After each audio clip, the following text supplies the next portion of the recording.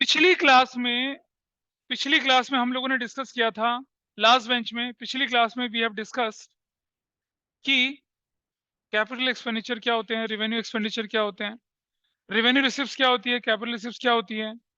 ये भी बताया था कि बैलेंस शीट के अंदर कौन से वाले एक्सपेंसेस को हम पेश करते हैं, प्रेजेंट करते हैं, ट्रेडिंग प्रॉफिट लॉस में कौन से वाले को करते हैं। डायरेक्ट एक्सपेंसेस की थोड़ी बहुत बात हुई थी और इनडायरेक्ट एक्सपेंस के बारे में भी थोड़ा बहुत डिस्कशन हमारा हुआ था। अगर आप अपने नोट्स देखेंगे तो हम कौन से पेज तक पहुंच चुके थे, बताइए ऑनलाइन में। हाँ, जस्ट होल्ड करिए।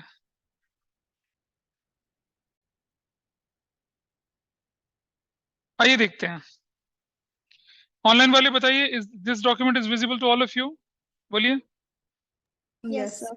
ठीक है जी, आओ देखते हैं कि क्या है वो एक्टिविटीज जिन्हें हम डायरेक्ट बोलेंगे और इनडायरेक्ट बोलेंगे। आपके सीनियर्स उधर भी बैठे हैं, उधर भी बैठे हैं। अभी बिल्कुल आपकी क्लास से पहले मैंने अभी दोबारा से डायरेक्ट इनडायरेक्ट का एक्सप्लेनेशन लोगों को दिया था। पीछे से सीनियर्स, अगर डायरेक्ट इनडायरेक्ट को डिटेल में समझना है तो आप इधर देख सकते हैं जो मैं करवा रहा हूँ। डायरेक्ट एक्सपेंसेस क्या होते हैं, डायरेक्ट ऑपरेटिंग नॉन ऑपरेटिंग क्या होते हैं। I am going with them. देखना तो देख सकते हैं, नहीं तो अपना काम कर लें।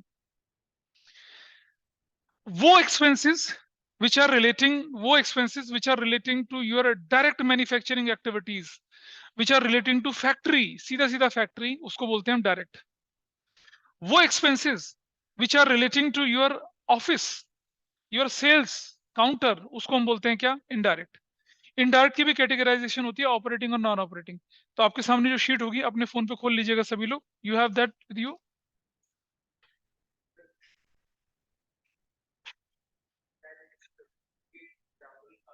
बेटा मैं समझा रहा हूँ और क्या करवा रहा हूँ, खोल के तो देखो, वही तो बता रहा हूँ मैं अभी आपको। I am doing that thing only.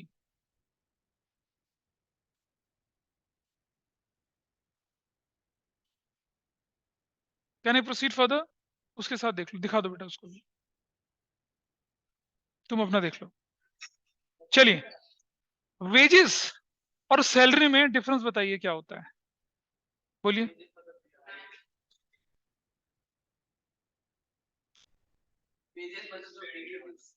बेटा वेजेस जो होते हैं जनरली जनरली वेजेस, हाँ labour, wages day to day basis पे होता है यूजुअली, और हाँ सैलरी मंथली।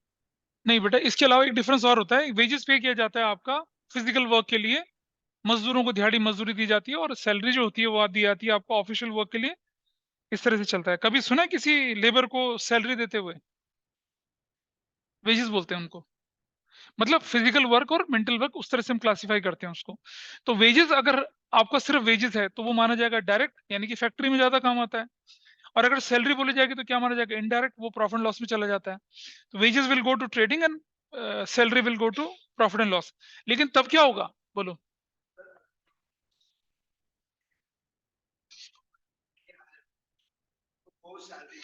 सवाल ये उठता है कि परमानेंटली हायर करके फैक्ट्री में बिठाया या ऑफिस में बिठाया है? फैक्ट्री में बिठाया तो डायरेक्ट है, ठीक है जी। चाहे तुम डेली दिहाड़ी दे रहे हो उसको, चाहे उसको मंथली पैसा दे रहे हो, वो कर तो लेबर का काम ही रहा है ना, कर फैक्ट्री में ही रहा है।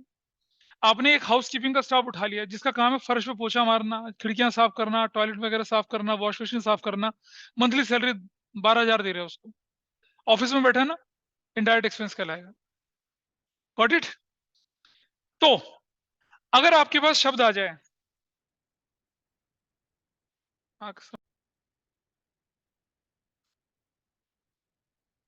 अगर आपके पास वेजेस एंड सैलरीज लिखा हुआ आ जाए, क्योंकि एक फैक्ट्री के अंदर सिर्फ और सिर्फ वर्कर थोड़ी होते हैं। बोलो, हाँ बोलो। ठीक है, नहीं नहीं नहीं नहीं बेटा, नहीं नहीं समझ बेटा, समझ, नहीं नहीं नहीं, you are very right on the first point, but second वाला गड़बड़ा गए, तुम बोलो। दैट इज ऑलरेडी एक्सप्लेन, मेरा क्वेश्चन ये था, माई क्वेश्चन नाउ। तानी, क्या आपकी फैक्ट्री में सारे मजदूर होते हैं? कोई मैनेजर नहीं होता, कोई सुपरवाइजर नहीं होता? क्या वो भी मजदूरी कर रहा होता है? नहीं ना, उनको सैलरी दी जाती, उनको सैलरी दी जाती है। तो अगर वेजेस पहले आया और सैलरी बाद में आया तो उसे डायरेक्ट मानते हैं। लेकिन अगर सैलरी एंड वेजेस आ गया तो क्या मानेंगे उसको, इनडायरेक्ट। क्योंकि आपके ऑफिस में ज्यादातर आप सैलरी देते हैं, और आपने क्या कर रखा है, कुछ एक हाउस कीपिंग के उनको वेजेस देते हैं। तो ध्यान रखना, अगर सिर्फ वेजेस आएगा तो डायरेक्ट और ट्रेडिंग के डेबिट साइड में, सिर्फ सैलरी आया तो इनडायरेक्ट प्रॉफिट लॉस के डेबिट साइड में। लेकिन अगर वेजेस एंड सैलरीज लिखा हुआ आ गया तो डायरेक्ट मानेंगे, और सैलरी एंड वेजेस लिखा आ गया तो क्या मानेंगे, इनडायरेक्ट मानेंगे। Will proceed in that way. Okay, just a minute.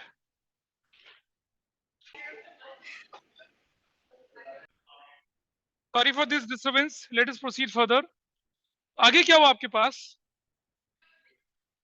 Wages and salaries के बारे में डिस्कशन कर लिया, ट्रेडिंग के अंदर जाना, दूसरा प्रॉफिट लॉस के अंदर चलना। थोड़ा आगे बढ़ते हैं, ट्रेडिंग में जाएंगे, डायरेक्ट कहलाएंगे। हाँ ठीक है, चलो। क्या सैलरी ट्रेडिंग में, बेटा सैलरी हम मान के चलते हैं वो ऑफिस के लिए खर्चे होते हैं, उसको इनडायरेक्ट मानते हैं। वेजेस डायरेक्ट होते हैं, सैलरी इनडायरेक्ट होती है। क्लियर है? आगे चलते हैं। Carriage, carriage inward, carriage on purchase, cartage, cartage inward, freight, freight inward, manufacturing expenses, production expenses, सारे डायरेक्ट एक्सपेंसेस हैं। ये सब फैक्ट्री से रिलेटेड होते हैं। और आगे चलते हैं, expenses on purchase of goods, लेकिन expense on sale of goods, बेटा मैं बहुत बार बता चुका, मैं अब नहीं बता सकता। पिछले रिकॉर्डिंग देखना, मैंने लास्ट क्लास में भी समझाया था कैरियज, कार्टेज और फ्रेट का डिफरेंस क्या होता है। अब मैं रिपीट नहीं कर सकता उसको, सीधा प्रीवियस रिकॉर्डिंग। अब आप देखिए, अगर आया कैरियज ऑन सेल तो वो इनडायरेक्ट कहलाएगा। अगर कहलाया carriage outward, freight outward, cartage outward, वो कहलाएगा क्या, इनडायरेक्ट। इनवर्ड, इनवर्ड, इनवर्ड क्या है, डायरेक्ट है। आउटवर्ड, आउटवर्ड क्या कहलाएंगे, इनडायरेक्ट। जितने भी इनवर्ड वाले एक्सपेंसेस हैं, हाँ उनको डालेंगे हम कहाँ, ट्रेडिंग के डेबिट साइड में। आउटवर्ड वाले कहाँ डालेंगे, प्रॉफिट एंड लॉस की डेबिट साइड में। Is it okay? किसी ये लिखित में तुम्हारे सामने carriage inward, freight inward, cartage inward लिखा तो है, देखो। वेजेस के नीचे wages and salaries, debit side, profit loss, profit loss की सेल्स नहीं बेटा, कैरेज ऑन सेल्स।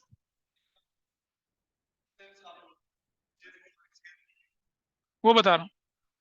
अगर सीनियर्स प्लीज थोड़ा सा सुनो, अगर हम बोलें कैरिएज, सिर्फ कैरिएज, सिर्फ कार्टेज, सिर्फ फ्रेट डायरेक्ट माना जाता है। Carriage inward, cartage inward, freight inward direct माना जाता है। लेकिन cartage outward, carriage outward, freight outward indirect माना जाता है। डायरेक्ट मतलब प्रॉफिट लॉस की डेबिट साइड, इनडायरेक्ट मतलब डायरेक्ट मतलब ट्रेडिंग के डेबिट साइड, इनडायरेक्ट मतलब प्रॉफिट लॉस की debit side. This is okay, very clear. अच्छा आगे चलते हैं।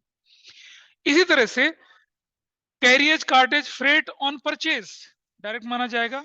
Carriage, cartage, freight on sales indirect माना जाएगा। ठीक है, अकाउंटिंग कोई साइंस नहीं है। डेबिट साइड में, और डायरेक्ट जाएगा ट्रेडिंग के डेबिट साइड। बिंगो, ठीक है। आगे बढ़ते हैं। बॉक्सेस एंड लेबल्स, ये फैक्ट्री में लगेंगे ना, बॉक्सेस लेबल तो फैक्ट्री में लगा के भेजोगे आप सेल्स काउंटर पे। कोल, वाटर, गैस, इलेक्ट्रिसिटी, भाई ये कहां लगती है भाई साहब, कोल वाटर गैस, ऑफिस में क्या लगाएगा भाई, कोयला, पानी, गैस, बिजली। कोल कहां लगता है भाई, कोल फैक्ट्री में यूज होता है। स्टील मैन्युफैक्चरिंग अगर आपकी है तो कोल यूज करोगे ना, इंडस्ट्रियल वाटर यूज करोगे भाई। बेटा लोहे को ठंडा करने के लिए, फर्नेस भट्टी की टेम्परेचर को कूल करने के लिए वहां लगता है। फैक्ट्री के खर्चे हैं सारे। सुनो ध्यान से अब, पावर, मोटिव पावर, ये सब पावर अगर आता है तो पावर कनेक्शन फैक्ट्री में यूज होता है या ऑफिस में यूज होता है। पावर कनेक्शन जो होता है, कौन सा, इंडस्ट्रियल पावर, 440 वोल्ट की बिजली कहां लगती है, फैक्ट्री में लगती है भाई। मशीनें हैवी पावर से चलती हैं, और वो पावर कनेक्शन अगर आपके घर में, वो कनेक्शन, घर में कनेक्शन डोमेस्टिक कनेक्शन होता है, अगर वो चला गया तो सारे बिजली के इक्विपमेंट सारे भस्म हो जाएंगे आपके, इवेपोरेट हो जाएंगे, इतनी तेज पावर होती है। सब जला देगा, मतलब आगे लग जाएगी।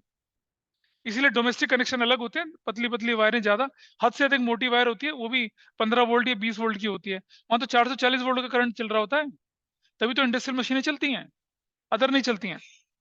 ठीक है। अब अब हाँ, आएंगे बेटा, उस तरफ भी आएंगे अभी। पावर, मोटी power, fuel and power, fuel, fuel power कहां लगेगा, डायरेक्ट माना जाता है। स्टोर्स जरा समझना। स्टोर्स कहते हैं oil, soft soaps, cotton waste, जो कि हम क्या करते हैं मशीन के अंदर ग्रीसिंग ऑयलिंग करने के बाद सफाई करने के काम आता है, उसको हम कहते हैं स्टोर्स कहते हैं उसको। ऑक्ट्रॉय होती थी आज से बहुत करीब 40 साल पहले, जिसे हिंदी में एक शब्द बोलते हैं, उसको बोलते थे चुंगी। चुंगी, पुंगी नहीं, चुंगी। हाँ, वो होता ना, कहाँ चल दी प्यार की पुंगी बजा के, वो नहीं, चुंगी। चुंगी की बात कर रहे हैं। It is basically a old version, ancient version of toll tax.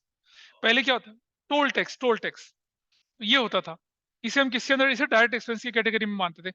हमारा सामान है, बाहर से आ रहा है इधर, हम उसको टोल टैक्स देना पड़ता है, तो हमारी कॉस्ट।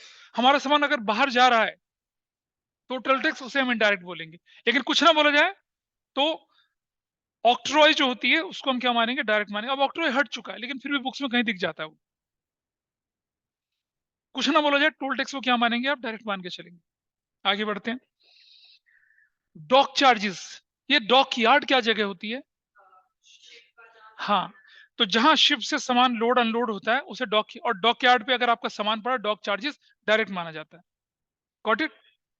और आगे चलते हैं। Clearing charges, dock charges inward. जब डॉक यार्ड में आपका सामान होता है ना, तो क्लियरिंग एजेंट के थ्रू से क्लियर कराना पड़ता है, तब जाके उसके टैक्सेस वगैरह पे करने पड़ते हैं, और तब जाके आप क्या कर सकते हैं, उस सामान को आगे आगे लेके चल सकते हैं। डायरेक्ट डॉकयार्ड आउटवर्ड जो होगा ना बेटा, वो इनडायरेक्ट में चला जाएगा। आउटवर्ड तो इनडायरेक्ट में जाना, सीधी सी बात। मतलब सामान एक्सपोर्ट कर रहे हो आप, हाँ बिल्कुल, बेचने के लिए काम कर रहे हो, है ना। Import duty, duty on imported goods, customs duty, हालांकि ये सब क्या मानी जाएंगी आपकी? बेटा सुनो, अभी क्या होता था, सुनो सुनो सुनो। पहले होती थी एक एक्साइज ड्यूटी और कस्टम्स ड्यूटी। एक्साइज होती थी मैन्युफैक्चरिंग पे, ठीक है, एक्साइज तो खत्म हो गई, अब जीएसटी के अंदर आ गया सारा का सारा। कस्टम्स ड्यूटी सुन लो, कस्टम्स ड्यूटी मैन्युफैक्चरर को देना पड़ता है। कस्टम्स ड्यूटी क्या होती है? जैसे मैंने पिछली क्लास में शायद एग्जांपल दिया था कि हरभजन सिंह ने हमर मंगवाई, तो कस्टम्स होता है ना एयरपोर्ट पे, उनको आपको, तुम पिछली क्लास तुमने ध्यान दिया नहीं, नहीं, हाँ वही वाला कस्टम्स ड्यूटी होती है, वो वाला पार्ट है। अब आप देखिए, जो बिल्कुल कोर फैक्ट्री के एक्सपेंसेस है, कौन से वाले? फैक्ट्री लाइटिंग, फैक्ट्री के rent rates, municipal taxes. Factory, factory अगर जहां पर है तो आपको उसको प्रॉपर्टी, दिल्ली में अगर आपकी फैक्ट्री है तो आपको प्रॉपर्टी टैक्स देना पड़ता है, चाहे वो फैक्ट्री हो चाहे रेजिडेंशियल हो, वो वाला। फैक्ट्री का इंश्योरेंस, फैक्ट्री का रिपेयर्स, ये सब डायरेक्ट, ये सब लिस्टेड डायरेक्ट चल रही है अभी। इसके बाद हमने बोला क्या, royalty on production. Can anybody tell me what is royalty? बोलिए।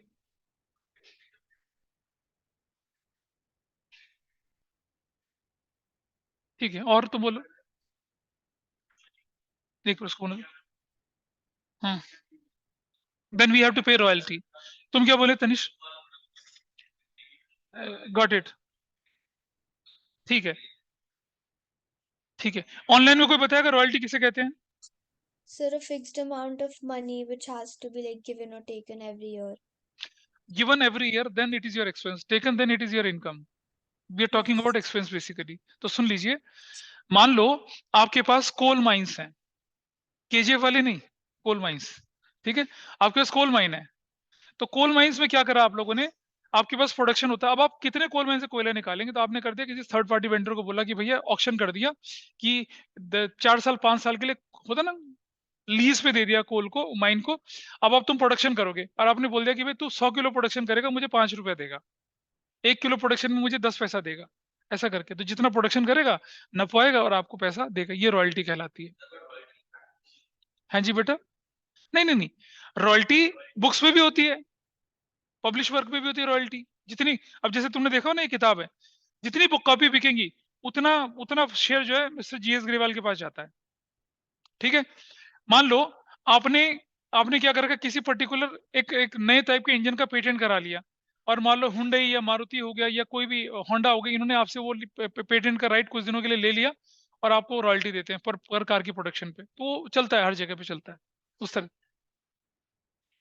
बोलो।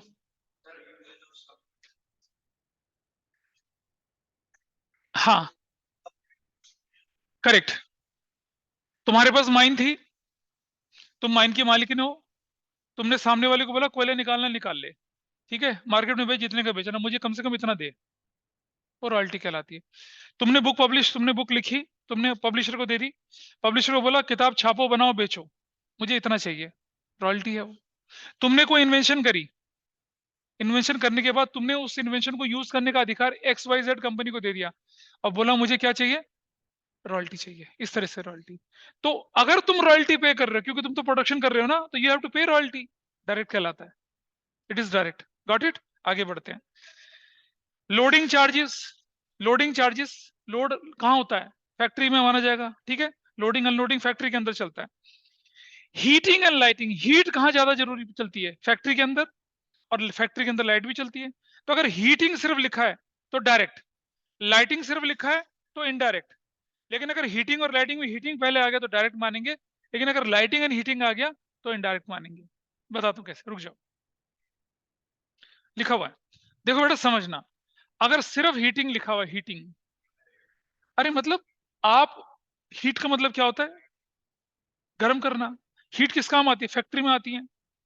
हीट से क्या करते हैं, स्टील को मेल्ट करते हैं, रॉ स्टील को, बोलिए क्या चीज बेटा, क्या चीज, वही तो बता रहा हूं तुम्हें। अगर सिर्फ हीटिंग बोला गया, सिर्फ हीटिंग, विधि सुन लीजिए पीछे यार, तुम जो मुझसे पूछा है मेरे से पूछो ना यार, आपस में डिस्कशन करो।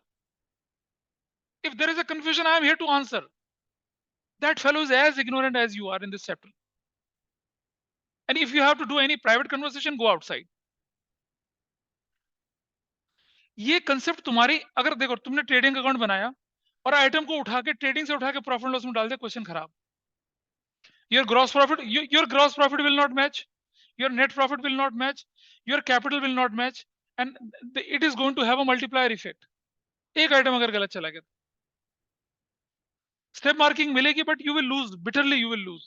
11th में कोई हम रहम नहीं करते पेपर चेक करते समय, बता दूं बहुत क्लियरली। हीटिंग फैक्ट्री में यूज होती है। हीट मतलब कमर्शियल हीट, हीट का मतलब वो नहीं है कि चूल्हा जला लिया हाथ सेक लिए, बॉन फायर वाली हीट नहीं है ये इतनी हीट है कि आदमी अगर सामने से भी निकल जाए भस्म हो जाए, इतनी हीट होती है वो हीट कह रहे हैं हम। ठीक है, हीटर वाली हीट नहीं हो रही, हाथ पैर सेक रहा है गार्ड तुम्हारी सोसाइटी का, वो हीट नहीं है ये। ठीक है, गार्ड को सीट वो फर्नेस के आगे खड़ा कर दो, गार्ड की हड्डियां नहीं मिलेंगी, अदृश्य हो जाएगा वो, इतनी तेज हीट होती है ये। ठीक है, हीटिंग अगर शब्द आता है डायरेक्ट है, फैक्ट्री में यूज होगी। लाइटिंग अगर आ गया, लाइटिंग ये डायरेक्ट कहलाएगी या इनडायरेक्ट कहलाएगी, सिर्फ लाइटिंग अगर आया। लेकिन अगर आ गया हीटिंग एंड लाइटिंग तो इसे हम डायरेक्ट मानेंगे, क्योंकि फैक्ट्री में हीट भी होती है, फैक्ट्री में प्लांट को रोशन रखने के लिए ट्यूबलाइट बल्ब एलईडी भी लगाए जाते हैं, लाइटिंग उसको बोलते हैं। लाइटिंग इनडायरेक्ट होती है, लेकिन अगर हीट और लाइट में से हीट पहले लिखा हुआ आ जाए तो उसे डायरेक्ट मानेंगे दोनों। अगर आ गया लाइटिंग एंड हीट, हीटिंग, तो उसको क्या मानेंगे, इनडायरेक्ट मानेंगे। क्योंकि यहां पर लाइटिंग, देखिए भाई, अब यहां जो हीट है वो कमर्शियल हीट नहीं है। हम लोग यूएस गए, यूएस के एक स्कूल के अंदर हमने विजिट करा। वो यूएस का स्कूल 4 दिन, फिलाडेल्फिया में एक स्कूल था, मुझे नाम ध्यान नहीं आ रहा उसका। वो स्कूल जो था, बोडाइन हाई स्कूल उसका नाम था। वो 4 दिन तक वो स्टेट ओन्ड स्कूल था। सरकारी स्कूल की हालत वैसी होती है वहां पर जैसे हमारे स्कूलों की होती है। 4 दिन से वो स्कूल बंद था, रीजन क्या था, वहां उस समय टेम्परेचर 15 डिग्री टेम्परेचर चल रहा था, और फिरंगी लोगों को ठंड बहुत लगती है। वो स्कूल इसलिए बंद था क्योंकि स्कूल का जो सेंट्रलाइज हीटिंग सिस्टम था वो काम नहीं कर रहा था, और बच्चों ने स्कूल आने से मना कर दिया, स्कूल बंद हो गया। तो ये कमर्शियल हीट नहीं है, ये वो हीट है जो आपकी बॉडी को क्या देगी, थोड़ी गर्मी देगी, ताकि आप एक ऑड एनवायरनमेंट में, ठंड में सरवाइव कर सकें। तो ये लाइटिंग, और लाइटिंग के साथ अगर हीटिंग आ जाएगा तो हम इसे ऑफिस वाला मान के चलेंगे, और कहाँ ले जाएंगे, इनडायरेक्ट प्रॉफिट एंड लॉस में ले जाएंगे इसे। बेटा मैं जितना भी बोल रहा हूँ, आप जितनी भी चीज आपके साथ बोल रहा हूँ सब डेबिट साइड में जानी है, या तो ट्रेडिंग के डेबिट में जानी है, या प्रॉफिट लॉस के डेबिट में जानी है। और ट्रेडिंग के डेबिट में तभी जाएगी जब वो डायरेक्ट होगी। तो आपको ये समझना जरूरी है कि वो डायरेक्ट है या इनडायरेक्ट है। अगर डायरेक्ट इनडायरेक्ट का डिफरेंस आपको पता चल गया तो you can do what, you can easily place them where ever they are suppose to go. Is it clear? ऐसे ही मैंने बोला था कि वेजेस एंड सैलरी में अगर वेजेस है तो डायरेक्ट है, सैलरी इनडायरेक्ट है। लेकिन अगर वेजेस एंड सैलरी इकट्ठा आ जाए तो डायरेक्ट मानेंगे, और सैलरी एंड वेजेस आ जाए तो क्या मानेंगे, इनडायरेक्ट मानेंगे। हीटिंग एंड लाइटिंग में हीटिंग डायरेक्ट है, लाइटिंग इनडायरेक्ट है। लेकिन अगर हीटिंग एंड लाइटिंग शब्द आ जाए तो डायरेक्ट मानेंगे, लाइटिंग एंड हीटिंग आ जाए तो क्या मानेंगे, इनडायरेक्ट मानेंगे। और बड़ा सिंपल सा रूल है, डायरेक्ट जाएगा प्रॉफिट लॉस की डेबिट साइड में, इनडायरेक्ट जाएगा सॉरी डायरेक्ट जाएगा ट्रेडिंग के डेबिट साइड में, इनडायरेक्ट प्रॉफिट एंड लॉस के डेबिट साइड में। आगे बढ़ते हैं। देखिए मेरे लिए बड़ा आसान है, क्वेश्चन उठाऊं और सॉल्व करा दूं, लेकिन तुम फंसोगे उसमें। इसीलिए मैं चाहता हूं कि फंसने की सारी प्रॉब्लम यहां खत्म कर दूं, ताकि you will have a very smooth selling, अभी भी और 12th में भी। आगे बढ़ते हैं। प्रोडक्टिव एक्सपेंसेस जितने भी होंगे प्रोडक्शन से रिलेटेड माने जाएंगे, अनप्रोडक्टिव एक्सपेंसेस जितने भी होंगे उन्हें हम इनडायरेक्ट मान लेंगे, और कोई भी और डायरेक्ट एक्सपेंस अगर नेचर स्पेसिफाई कर रखा होगा तो डायरेक्ट एक्सपेंस की लंबी चौड़ी लिस्ट आपने देख ली, एक दो बार पढ़ेंगे समझ में आएगा। जब आप क्वेश्चन शुरू में सॉल्व करेंगे ना, I will give you hard copy in the next class, आप उसको अपने सामने रखिएगा, पहले कोशिश करके देखिएगा कि आपको समझ में आ रहा है नहीं आ रहा, अदरवाइज उस लिस्ट से देख लीजिएगा। दिस इज माय गारंटी कि beyond this list you will not find any item. चलिए आगे बढ़ते हैं। अब आ जाते हैं डायरेक्ट इनकम। भाई डायरेक्ट इनकम सिर्फ एक होती है क्या? सेल्स। डायरेक्ट इनकम क्या होती है? सेल्स या sale of scrap. Scrap, scrap किसको कहते हैं जानते हैं? जैसे मान लो, जैसे आप मान लो, हाँ बोलो। नहीं बेटा असेट्स नहीं, असेट्स वाली बात नहीं कर रहे हैं ना। एसेट्स तो कैपिटल एक्सपेंडिचर हो गया, वो तो एसेट्स में चला गया। नहीं नहीं नहीं, नहीं ऐसा भी नहीं, ऐसा भी नहीं। लकड़ी जो बचती है, very nice very nice. His father is a manufacturer of office furniture. जो ऑफिस फर्नीचर बनाते हैं, बोर्ड लाते हैं ना, प्लाई के बड़े बड़े बोर्ड आते हैं, तो उन बोर्ड में से कुछ हिस्सा बच जाता है, वो स्क्रैप कहलाता है, वो बिकता है। वो आपका डायरेक्ट इनकम है, वो आपकी ऑपरेटिंग इनकम है। ठीक है, तुम्हें बोलना था कुछ अश्मित? ठीक है। और ट्रेडिंग कमीशन, अगर आप खरीदने भेजा, अगर trading commission, trading commission generally आता नहीं है, ट्रेडिंग कमीशन अगर आएगा तभी आप लिखेंगे, कमीशन लिखा हुआ आ गया अगर तो इनडायरेक्ट इनकम मान के चलेंगे उसको। अगर ट्रेडिंग कमीशन लिखा हुआ आ गया बड़ा बड़ा, तब। हालांकि आपकी किताब के आपके 11th के लेवल में इतना इतना डीप नहीं जाएंगे, लेकिन फिर भी हमें नॉलेज होनी चाहिए। अब आइए, लंबी चौड़ी लिस्ट है किसकी? इनडायरेक्ट एक्सपेंसेस की। तो बेटा जो इनडायरेक्ट एक्सपेंसेस है ना, उनको हमने 3 कैटेगरी में डाला, देखिए। और आपको कैटेगरी के साथ नहीं पढ़ना है उसको, आपको तो सिर्फ जानना है कि इनडायरेक्ट एक्सपेंसेस क्या होते हैं। आपको जो लिस्ट मैंने दे रखी है, उनमें बोला हमने ऑपरेटिंग, नॉन ऑपरेटिंग और अदर्स, ऐसे करके बोला हुआ है। ठीक है, तो आपको सिर्फ इतना जानना है कि भाई नॉन ऑपरेटिंग एक्सपेंस या इनडायरेक्ट एक्सपेंस कौन कौन से होते हैं, बस। आपको क्लासिफिकेशन नहीं करना, classification will be require in class 12th। Class 12th में इस शीट को हम एक बार दोबारा से रिवाइज करेंगे, लेकिन 12th के पर्सपेक्टिव से। चलिए देखते हैं। उसी फर्स्ट पेज पे दिख रहा है बेटा सब कुछ नीचे, और आप देख रहे हैं indirect expenses profit and loss account की डेबिट साइड में जाते हैं। और आगे बढ़ते हैं, ऑपरेटिंग एक्सपेंस में आ गया ऑफिस एंड एडमिनिस्ट्रेटिव एक्सपेंसेस, वो खर्चे जो आपके ऑफिस और एडमिनिस्ट्रेशन से रिलेटेड है। फिर सेलिंग एंड डिस्ट्रीब्यूशन भी होते हैं, सब ऑपरेटिंग एक्सपेंसेस हैं सारे इनडायरेक्ट ही। देखिए आपके, देखो मैं आपको दिखाता हूं, जो मैं सीनियर्स को भी बताता था, ये होता है एक्सपेंसेस आपका। इसकी 2 कैटेगरीज होती हैं, एक को बोलते हैं हम लोग डायरेक्ट, एक को बोलते हैं हम लोग इनडायरेक्ट। इनडायरेक्ट की 2 कैटेगरीज होती हैं, एक को बोलते हैं हम लोग ऑपरेटिंग, एक को बोलते हैं नॉन ऑपरेटिंग। ठीक है, ऑपरेटिंग की भी 3 कैटेगरी होती हैं, एक को बोलते हैं हम लोग ऑफिस एंड एडमिनिस्ट्रेटिव, एक को बोलते हैं हम लोग सेलिंग एंड डिस्ट्रीब्यूशन। ठीक है, और तीसरे को बोलते हैं हम लोग अदर एक्सपेंसेस। और नॉन ऑपरेटिंग की कोई कैटेगरी नहीं होती, नॉन ऑपरेटिंग की सीधी सीधी अलग से लिस्ट होती है। तो अभी हमने डायरेक्ट सीखे, अब हम इनडायरेक्ट पे जा रहे हैं। इनडायरेक्ट में भी ऑपरेटिंग की क्लासिफिकेशन के साथ लिस्ट दिखा रखी है आपको, और फिर इनडायरेक्ट की जो अलग कैटेगरी नॉन ऑपरेटिंग, वो। अब जरा समझने की कोशिश करें, ये वो खर्चे होते हैं, ये देखो, आपने गारमेंट फैक्ट्री में आपका मैन्युफैक्चरिंग, गारमेंट बनाते हैं आप, गारमेंट के लिए आप जो कपड़ा खरीदते हैं, जो धागा खरीदते हैं, जो बटन खरीदते हैं, जो लेबर देते हैं, जो बिजली देते हैं, जो बिजली का खर्चा बढ़ते हैं, ठीक है, और मशीन की मेंटेनेंस का जो खर्चा देते हैं, वो सारा का सारा कहाँ जाता है? डायरेक्ट में चला जाता है। फिर आपने अपने गारमेंट्स के लिए विराट कोहली को, आपने देखा ना, एक मान्यवर, एक मान्यवर, मान्यवर है ना एक ब्रांड, मान्यवर ने क्या करा, बहुत स्मार्टली विराट कोहली और उसकी वाइफ अनुष्का शर्मा को दोनों को क्या कर लिया, हायर कर लिया। मान्यवर जो है वो जेंट्स के लिए होता है, मोहे जो है किसके लिए करता है, वो लड़कियों वाले, मतलब ब्राइडल सूट के लिए बनाता है वो। पहले सिर्फ जो भी था वो, पहले मान्यवर था सिर्फ मेल के लिए, उसने फीमेल वाला भी अपने साथ कंट्रीब्यूट, और दोनों हस्बैंड वाइफ को, एक को मेल के लिए एसेसरीज के लिए और एक फीमेल के लिए हायर कर लिया। तो आपने क्या करा, अब ब्रांड एम्बेसडर हायर कर लिए। तो ब्रांड एम्बेसडर हायर करते तो किसके लिए जाता, वो सेलिंग एंड डिस्ट्रीब्यूशन में जाएगा ना। लेकिन आपके ऑफिस में आपने एक ऑफिस खोला, उसमें ऑर्डर मिलते हैं आपको कि भाई 50,000 हमें ये दीजिए, 20,000 शेरवानी दीजिए, वो सब कहाँ जाता है? ऑफिस एंड एडमिनिस्ट्रेशन में चला जाता है। तो वो सारे खर्चे, लेट मी कंप्लीट, वो सारे खर्चे which helps you to generate sales, उन्हें हम ऑपरेटिंग कहते हैं। वो सारे खर्चे जिनका आपकी सेल से कोई लेने देना नहीं, उन्हें हम इनडायरेक्ट कहते हैं, नॉन ऑपरेटिंग कहते हैं। अब मान लो ये आपको एक बहुत जबरदस्त बल्क ऑर्डर मिला, मान लो दुबई से, आपको 1 लाख शेरवानियां देनी है, मतलब मान्यवर वालों की बात करता हूँ, 1 लाख शेरवानियां बना के देनी, वो भी 1 महीने के अंदर अंदर। ठीक है जी। तो आपने क्या कर दिया, आपने लोन ले लिया बैंक से, और लोन भी आपने ले लिया कितना, सपोज 4 साल के लिए। तो वो जो लोन आपने बैंक से लिया, उसकी जो प्रोसेसिंग फीस आपने भरी, उसकी जो इंटरेस्ट आप भरेंगे, वो फिर आपका ऑपरेटिंग नहीं कहलाएगा, क्योंकि वो लोन आपने क्या लिया, 4 साल। लेकिन अगर आप वही लोन 1 साल के लिए लेते और उस पर इंटरेस्ट 1 साल का भरते, तो वो ऑपरेटिंग की कैटेगरी में चले जाता, लेकिन तब वो इसमें इसमें नहीं आता, वो तो इसमें आ जाता। 4 साल वाला लॉन्ग टर्म हो जाता है ना बेटा। ठीक है, शॉर्ट टर्म लोन पर जो इंटरेस्ट पे करते हैं उसको आप ऑपरेटिंग में डालते हैं, लॉन्ग टर्म वाले को आप नॉन ऑपरेटिंग की कैटेगरी में डाल देते हैं। तो हमें 11th क्लास में ऑपरेटिंग नॉन ऑपरेटिंग के चक्कर में नहीं पढ़ना, हमें सिर्फ डायरेक्ट और इनडायरेक्ट पे ध्यान देना है।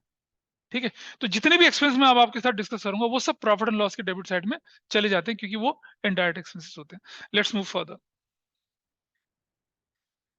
देखिए, सैलरीज इनडायरेक्ट है, सैलरी एंड वेजेस इनडायरेक्ट दिख रहा है आपको, बोलना है कुछ। Bonus in kind and cash, in kind का मतलब दया भाव से नहीं है, इन काइंड का मतलब होता है कि प्रेशर कुकर दे दिया, मिठाई का डब्बा दे दिया, एसेसरीज दे दी, है ना, वो उन्हें काइंड बोलते हैं। काइंड का मतलब आउट ऑफ सिंपैथी नहीं है ये। भाई आप अपने एम्प्लॉयज को दिवाली में बोनस, कुछ लोग कैश दे देते हैं और कुछ लोग क्या करते हैं, उनको सामान दे देते हैं, गिफ्ट देते हैं, कंबल दे दिया, ऐसा कर दिया, वैसा कर दिया, वो सब चीजें काइंड कहलाती हैं। प्रिंटिंग रेट्स एंड टैक्सेस, समझिएगा, रेट्स एंड टैक्सेस। टैक्सेस तो सबको मालूम है, व्हाट इज रेट्स। रेट्स कहते हैं म्यूनिसिपल टैक्सेस को। एमसीडी दिल्ली में जो टैक्सेस चार्ज करती है, हाउस टैक्स वगैरह, उनको रेट्स बोलते हैं।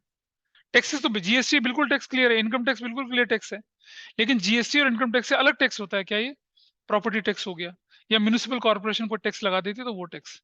आपको शायद जानकर बड़ी हैरानी होगी, पहले municipal corporation of Delhi 70s और 80s में, अगर आपने कोई जानवर पाल रखा है तो उसके लिए भी आपको लाइसेंस लेना पड़ता था।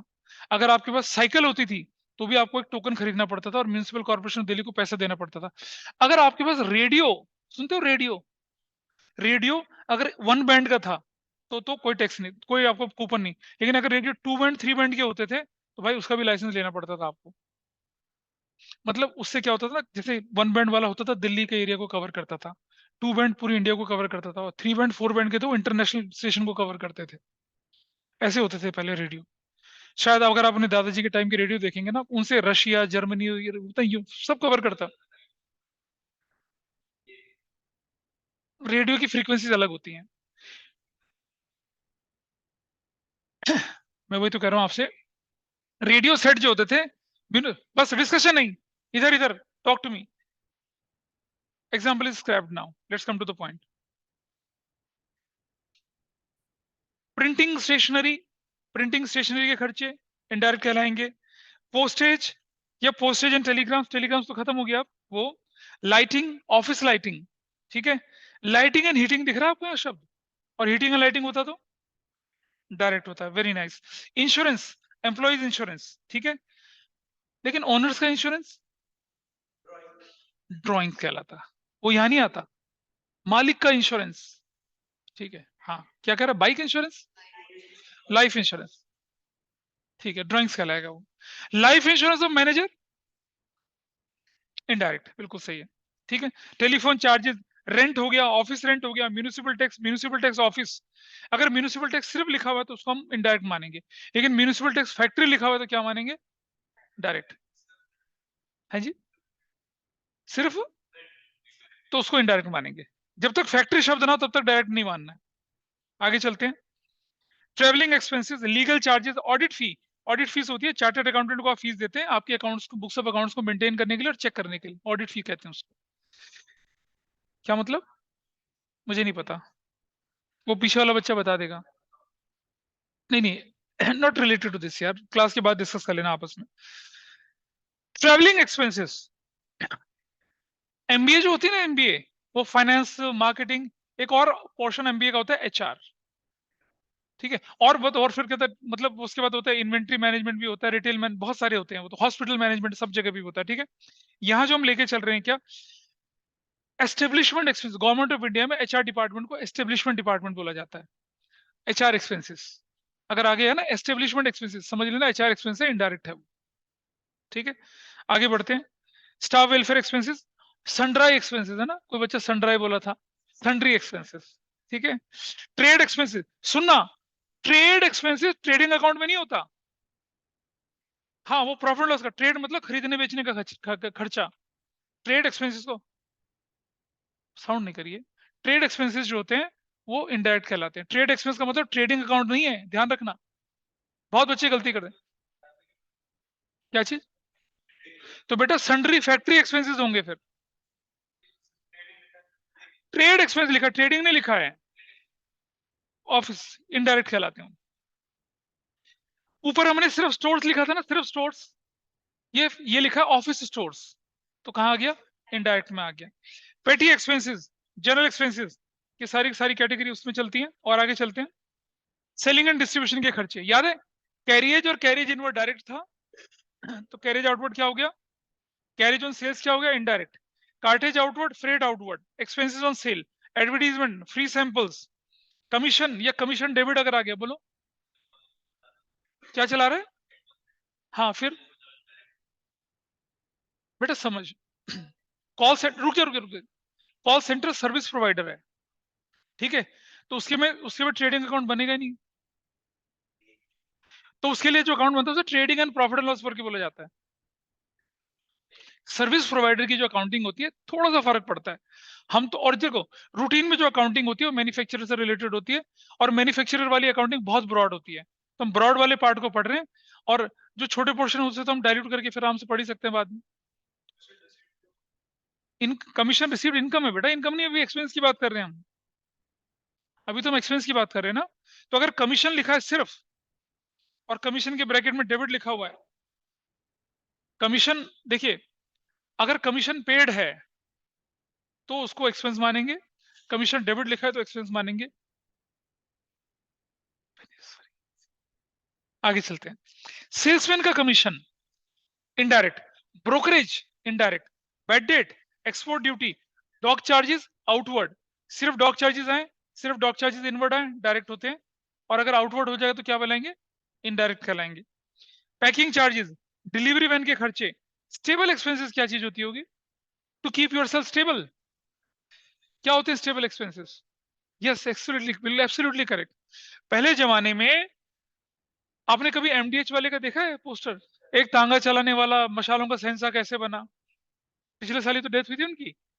तो पहले, फिर चांदनी चौक की बात आ जाती है, चांदनी चौक वाले जो सबसे बड़ा कमर्शियल एरिया, पहले दिल्ली में, दिल्ली मैंने खुद देखा, दिल्ली में मतलब रिक्शा, तांगा ये सब चला करता था।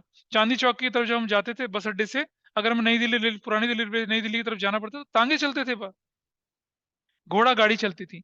तो क्या होता था, पहले डिलीवरी के लोगों के पास ट्रक व्रक नहीं होते थे, क्या होते थे, घोड़ा तांगे होते थे, उनमें क्या चलती थी, चीजें चलती थी। घोड़े भी होते थे तो घोड़ों के रख रखाव के लिए हमें स्टेबल रखना पड़ता था, उसके खर्चे। और आगे चलें जरा, warehouse expenses, warehouse insurance, sales promotion expenses, business promotion expenses, distribution expenses, ये सारे क्या हैं, सब इनडायरेक्ट की कैटेगरी में चले गए। और थोड़े छोटे मोटे और हैं, डिस्काउंट या डिस्काउंट अलाउड या discount debit, rebate, rebate allowed या rebate debit, rent, rent paid या rent debit, repair, repair and renewals, depreciation of fixed assets, provision for bad and doubtful debts, provision for depreciation या machinery replacement fund, और conveyance charges, और car expenses, ये सब आपके क्या कहलाते हैं, टेबल एक्सपेंसेस। मैंने कहा बोला ऑफिस से रिलेटेड, सेलिंग एंड डिस्ट्रीब्यूशन में है बेटा वो, सेलिंग एंड डिस्ट्रीब्यूशन में है वो, कहा कैटेगरी दूसरी, पढ़ो ढंग से। हाँ, क्या बोल रहे हो क्या, बेटा कार एक्सपेंसेस अगर नहीं, पर्सनल नहीं होते, चाहिए। आगे बढ़ो थोड़ा सा, कैन आई प्रोसीड फर्दर।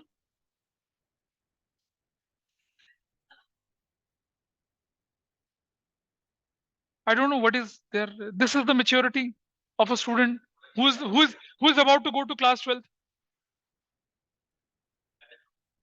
कोई बात नहीं, कोई बात नहीं। नॉन ऑपरेटिंग एक्सपेंसेस पे आ जाते हैं।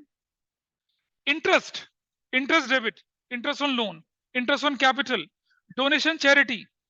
अब डोनेशन चैरिटी तो ना ऑफिस एडमिनिस्ट्रेटिव है, ना सेलिंग एक्सपेंस, ना अदर है।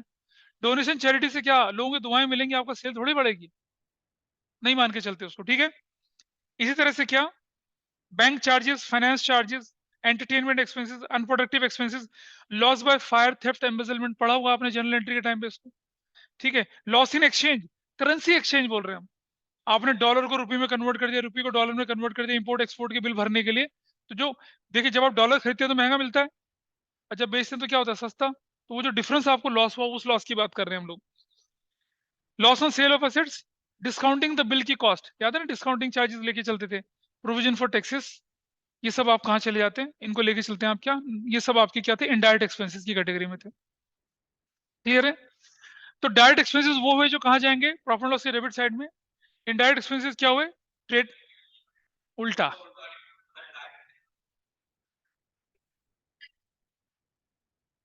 डायरेक्ट इनकम सिर्फ सेल्स की होती है, बाकी सारी इनकम क्या होंगी, इनडायरेक्ट। चलिए इनडायरेक्ट इनकम पढ़ लेते हैं क्या है। Let us go through indirect income. Rent received, rent credit, rent from tenant, तुमने बोला था ना रेंट रिसीव्ड, हाँ आ गया, non operating income, indirect income होगी, इनडायरेक्ट इनकम होगी, नॉन ऑपरेटिंग इनकम होगी। Interest on drawings, interest credit, interest received, discount received, discount credit, rebate received, rebate credit, commission received या कमीशन क्रेडिट, ठीक है, commission received या commission credit, discount received on shares, interest received on debentures. वैसे discount received on shares हट चुका है अब, लेकिन कभी किताब दिख जाए आपको, क्योंकि अब issue of shares companies act के हिसाब से डिस्काउंट में नहीं इशू होते हैं। इसको काट दीजिएगा, मैं आपको जो प्रिंट दूंगा उसको ठीक करके दूंगा आपको, ये अब नहीं चलता, ये बेकार हो गया। Special bonus received from suppliers, bad debt recovered, gain profit on sale of fixed assets, ठीक है। अब आया सबसे इंपॉर्टेंट, जिसको लोग समझ नहीं पाते, अप्रेंटिसशिप प्रीमियम। जरा समझिए ये क्या होता है। आप ना, आपने देखा होगा आपके बड़े भाई बहन इंटर्नशिप पे जाते हैं, इंटर्नशिप जाते हैं ना, इंटर्नशिप पे क्या होती है, इंटर्नशिप कोई बताएगा ऑनलाइन में मुझे, इंटर्नशिप क्या होती है, ऑनलाइन वाला बच्चा बताए मुझे, what is internship. Sir, when you work for free for experience. हाँ, when you work for free for experience, या So, फिर हाँ बोलो। but some internships are even paid. Definitely some internships are paid, she is absolutely correct. मान लो जैसे आपने क्या कर दिया, समर इंटर्नशिप करी और कंपनी बहुत अच्छी है, तो उन्होंने क्या कर दिया, आपको एक महीने के लिए 15,000 रुपए दे दिया, 10,000 So दे like दिया, that's 20,000। not very high income, but they do pay you like हाँ दे some do, amount of money. Definitely they will pay you, मतलब दे विल पे यू, ताकि आप आने जाने का खर्चा, छोटा मोटा खर्चा अपना उठा सके। Got it. हाँ, सीए की आर्टिकलशिप भी होती है क्या,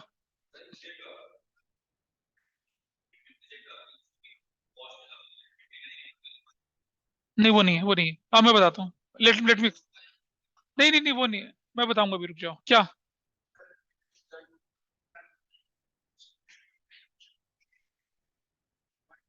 बिल्कुल ठीक है। इंटर्नशिप करता है वो बंदा जिसको आपकी कंपनी के अंदर एक्सपीरियंस गेन करना होता है, और आपकी मर्जी है, आपके रहमो करम पे कि आप उसे पैसा देना दें। लेकिन देर आर सर्टेन कंपनीज जिनमें मारामारी होती है यार, इंटर्नशिप करके हर बंदा चाहता है मेरा इंटर्नशिप यहाँ हो जाए।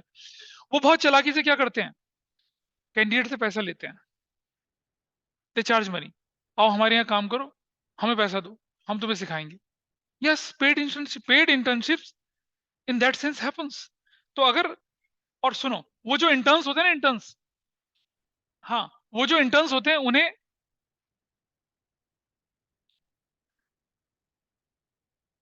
जो इंटर्न्स होते हैं उन्हें अप्रेंटिस बोला जाता है, अप्रेंटिस बोला जाता है।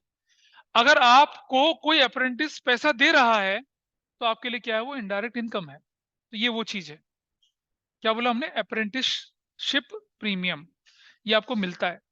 तो ये, क्या ये आपकी सेल्स हो रही है, नहीं ना, तो ये आपकी ऑपरेटिंग इनकम नहीं है, आपकी नॉन ऑपरेटिंग इनकम है।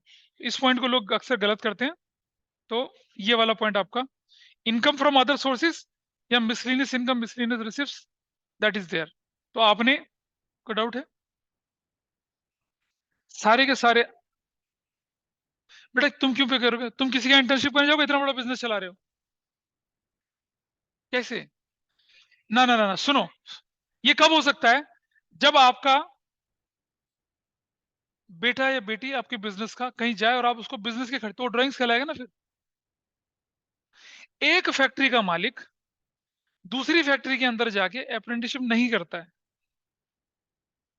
एग्जाम्पल बताता हूं कि देयर इज अ पर्सन जो कि हिंदुस्तान का सबसे बड़ा व्हीकल की, गाड़ियों की, कारों की स्टीयरिंग मैन्युफैक्चरिंग का किंग है वो। तो जब उसने बिजनेस स्टार्ट करा अपना, और उसके पेरेंट्स की ना करोल बाग में ज्वेलरी की शॉप थी, ठीक है, सोनार थे उसके पेरेंट्स, सोनार बोलते हैं हिंदी में ज्वेलर्स को, सोनार। तो उसने अपनी कंपनी का नाम रखा सोना, और जापान की क्योट सोना कोयो कंपनी के साथ कोलैबोरेशन किया, सोना कोयो स्टीयरिंग सिस्टम लिमिटेड नाम रखा। तो उससे पहले कि वो अपना बिजनेस, अपना वेंचर शुरू करता, there is a company Bharat Forge. Bharat Forge के अंदर जाके उसने क्या करा, अप्रेंटिसशिप करी, इंटर्नशिप करी, मारुति के अंदर भी इंटर्नशिप करी, और मार्केट में एक्सपीरियंस गेन करा, and then he started his own company. वो होता है जब आप बिजनेस शुरू नहीं करते उससे पहले के। बिजनेस बनने के बाद तब आप इंटर्नशिप पे नहीं जाते हैं किसी के पास, तब आप एजुकेशनल क्वालिफिकेशन बढ़ाने के लिए जाते हैं, वो अलग इशू होता है। सोचो कि स्टीयरिंग किंग जो है वो, और जर्मन की कोई स्टीयरिंग कंपनी उसे अपनी इंटर्नशिप रखेगी, अपने सारे राज निकलवाएगी क्या? बोलिए।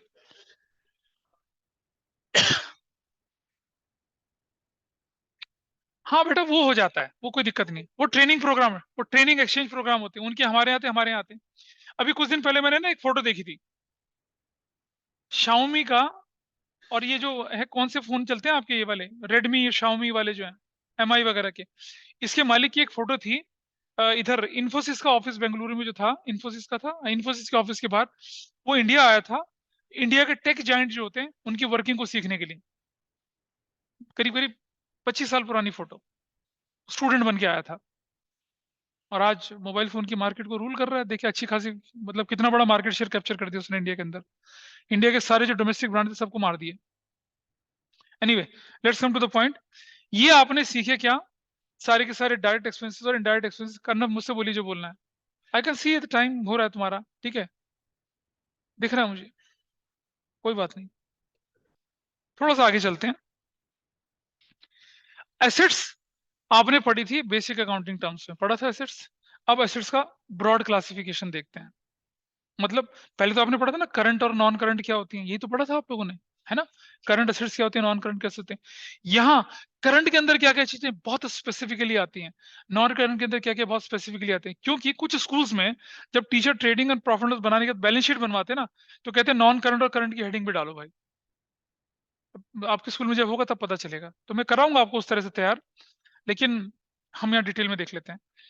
तो करंट के अंदर देखिए, अंडरस्टैंड वन थिंग, सबसे ऊपर मैं रख रहा हूं उस चीज को जिसको मैं क्विकली कैश मान सकूं या कैश में कन्वर्ट कर सकूं, और धीरे धीरे हम ऐसे चलेंगे कि वो कैश में कन्वर्ट ना कर पाए उसको।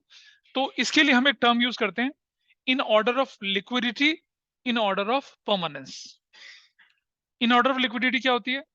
सबसे ज्यादा लिक्विड एसेट्स को ऊपर रखेंगे और सबसे ज्यादा परमानेंट एसेट्स को नीचे रखेंगे। लेकिन अगर हम रिवर्स कर दें ऑर्डर, तो इन ऑर्डर परमानेंस मतलब सबसे परमानेंट एसेट्स को ऊपर रखेंगे और सबसे ज्यादा लिक्विड एसेट्स को नीचे रखेंगे। तो जो आपको नोट्स दे रखे हैं वो किस ऑर्डर में है? इन ऑर्डर ऑफ परमानेंस या इन ऑर्डर ऑफ लिक्विडिटी? भैया खोल के देख ले उसको। तो फोन आने के बाद ऐसा बौखला गया कि देख ही नहीं रहा। चलो you can go, you can go, कुछ नहीं करता सर, ठीक है।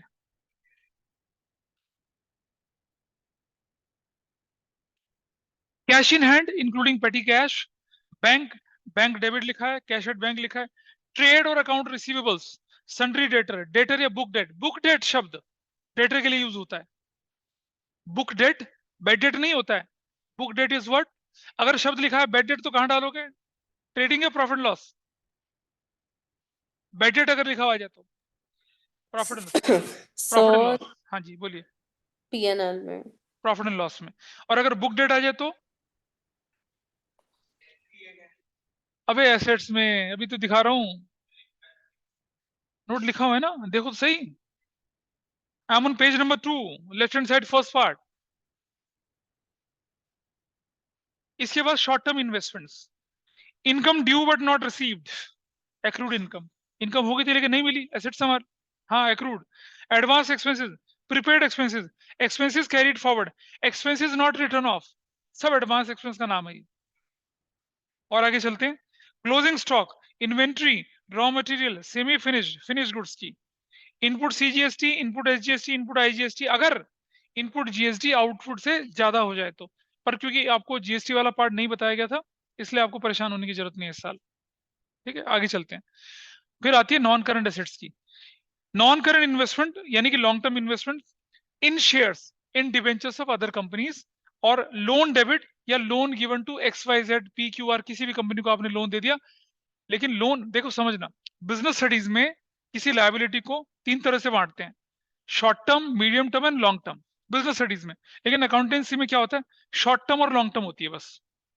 बिजनेस स्टडीज में किसी लायबिलिटी को शॉर्ट टर्म मानेंगे जब वो क्या होगी, 1 साल के अंदर अंदर, मीडियम मानेंगे 1 से 5, लॉन्ग टर्म मानेंगे 5 से ज्यादा साल के लिए। लेकिन अकाउंटेंसी में 1 साल से कम शॉर्ट टर्म और 1 साल से ज्यादा लॉन्ग टर्म। इतना ध्यान रखना, बिजनेस स्टडीज के साथ मत मैच करना, क्योंकि सोर्सेज ऑफ फाइनेंस पढ़ रहे होंगे बिजनेस स्टडीज में आप चैप्टर, उसके अंदर एक क्लासिफिकेशन आता है। आगे चलते हैं, फिक्स एसेट्स जो कि टेंजिबल होती है, loose tools, equipments, furniture and fittings and fixtures. Furniture जिस पे आप बैठे हो, फर्नीचर क्या है, जिस पर आप बैठे हो। ठीक है जी, क्लियर है। फिटिंग्स, वो जो इलेक्ट्रिकल वायर अंदर गई हुई उन्हें फिटिंग्स कहते हैं। फिक्सचर्स, ये जो एसी दिख रहा है लगा हुआ, वो एसी लगा हुआ जो दिख रहा है ना, जो फिक्स हो रखे हैं दीवार, उनको फिक्सचर्स बोलते हैं। बट ये बोर्ड जो है इसे फिक्सचर्स ही बोलेंगे। इन्हें निकाला जा सकता है, रखा जा सकता है। लेकिन जो फिटिंग्स हैं वो जो, ऐसा होगा कि जब आप घर छोड़ के जाओगे वायरिंग भी खींच के ले आओगे, ऐसा नहीं करते हैं। ठीक है, क्या डाउट है बोलिए। ठीक है यार, चलो, okay. Anyway, will wind up the class today, people are restless here, will wind up. वो बीच में थोड़ा टाइम खराब हो गया, उसकी वजह से sorry for that. Will wind it up. अगली क्लास में इसके बैलेंस शीट वाले पोर्शन को खत्म करने के बाद will start the practical questions, और अगली क्लास थोड़ी बड़ी करेंगे। ओके, तो टुवर्ड्स हाँ, क्लास होगी? नहीं वो मैं बता दूंगा टाइमली।